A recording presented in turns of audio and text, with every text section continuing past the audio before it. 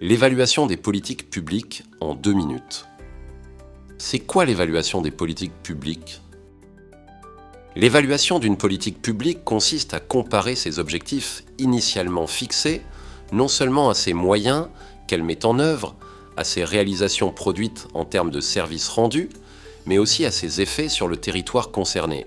L'évaluation se distingue ainsi des outils classiques de la gestion publique, focalisés sur des logiques de contrôle et de vérification, car elle doit permettre d'aboutir à un jugement partagé sur la pertinence, l'efficacité, l'efficience ou encore la réponse aux besoins de la politique publique engagée.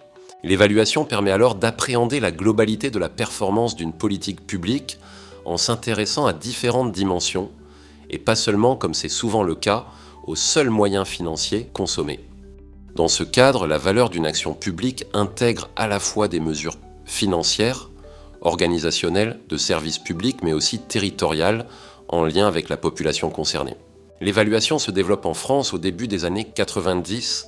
Elle se développe ensuite au niveau étatique, via la LOLF, la RGPP, la MAP, ou encore Action publique 2022, ou à l'échelle européenne, avec le développement des financements par appel à projets. Dans les collectivités locales, elle reste encore réduite en pratique et constitue une source d'innovation importante, sauf pour quelques collectivités déjà engagées. Pourquoi évaluer les politiques publiques ? Les enjeux d'une évaluation des politiques publiques sont doubles. Tout d'abord, dans une logique interne, l'évaluation permet d'apporter des informations aux décideurs afin qu'ils questionnent les choix stratégiques et financiers de leur collectivité. Pour faire face au contexte contraint local, les managers publics locaux, élus ou cadres, peuvent alors s'appuyer sur l'évaluation des politiques publiques pour mieux apprécier les besoins et satisfactions de leur population et pour adapter leurs services rendus. Ensuite, l'évaluation des politiques publiques peut constituer un levier d'amélioration de la démocratie locale. En effet, face aux exigences croissantes d'efficacité et de qualité des prestations des services rendus à la population, l'évaluation permet aux citoyens, si elle est communiquée, de mieux connaître la réalité mais aussi la valeur d'une action publique menée. Elle permet aussi à la collectivité de mieux rendre compte des politiques engagées en contrepartie des deniers publics mobilisés. Comment évaluer les politiques publiques ? Compte tenu de sa définition englobante, l'évaluation des politiques publiques semble devoir s'appuyer sur plusieurs étapes.